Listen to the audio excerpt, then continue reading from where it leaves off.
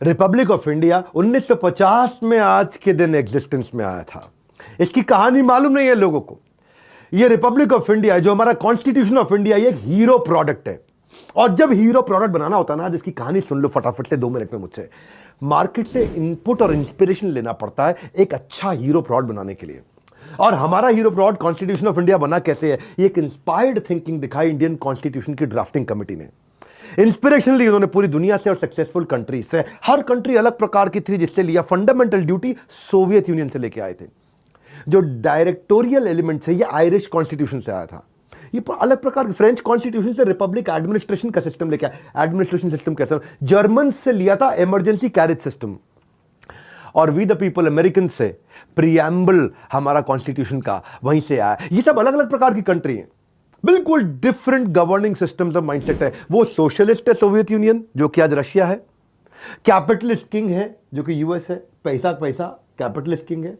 Unitary system power Ireland से आता है और federal distribution of power Germany से आता है। ड्राफ्टिंग कमिटी एक आइडियल इनोवेटर की तरह काम किया था इन्होंने, एक स्पेशलिस्ट की तरह काम किया था इन्होंने स्ट्रैटेजी और मेरिट को इंटीग्रेट किया और बाकी शॉर्टकमिंग डीमेरिट को बाहर किया। 2 साल की मेहनत के बाद 1950 में आज के दिन हमारा कॉन्स्टिट्यूशन बना, जिसमें लिखा लोगों के हितों का एक ऐसा विधान जिससे जुड़कर बन गया है हमारा भारत महान।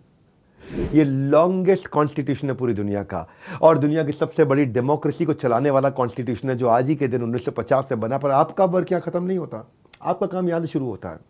क्या कहते हैं कि don't be jealous of others good qualities. किसी में कोई अच्छी चीज है उसको एडमायर करिए और अडैप्ट कर लीजिए अपने अंदर। ये गौतम बुद्ध कहा करते थे। तो खुद को भी हीरो प्रोडक्ट बनाइए, जैसे हमारा हीरो कॉन्स्टिट्यूशन है। और आपको भी इंस्पिरेशन लेना होगा आपकी डेवलपमेंट और ग्रोथ की जर्नी में। आप किससे इंस्पिरेशन लेना चाहते हैं, वो आज की चर्चा का विषय है मेरा। सुभाष चंद्र बोस से आप पेट्रियोटिज्म और लीडरशिप सीख सकते हैं। महात्मा गांधी से आप नॉन वायलेंस सीख सकते हैं। फादर ऑफ इंडियन कॉन्स्टिट्यूशन जिनकी आज तारीफ होनी चाहिए, डॉक्टर बी.आर. अंबेडकर, उनसे आप रेवोल्यूशन सीख सकते हैं। क्रांतिकारी थे बहुत वो। स्वामी विवेकानंद से आप मेंटल कंसंट्रेशन सीख सकते हैं, भयंकर कंसंट्रेशन। शिला प्रभुपाद से आप स्पिरिचुअलिटी और डिवोशन सीख सकते हैं।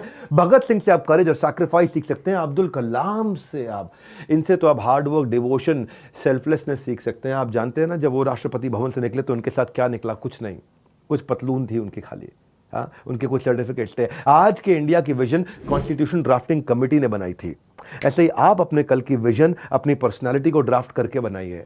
तो आज 26 जनवरी आपकी पर्सनालिटी को ड्राफ्ट करने का वो एक विजन तैयार होना चाहिए। Republic day, let us raise a toast to all the entrepreneurial spirit जो आज हमारे नसों में खून के हमारे देश के दौड़ रहा है। हमारे साथ जुड़े रहने के लिए अपनी पर्सनालिटी का ड्राफ्ट, आज अपना कॉन्स्टिट्यूशन, पर्सनल पर्सनालिटी का कॉन्स्टिट्यूशन बनाने के लिए आप सबका हृदय की गहराई से प्रेमपूर्वक बहुत बहुत धन्यवाद।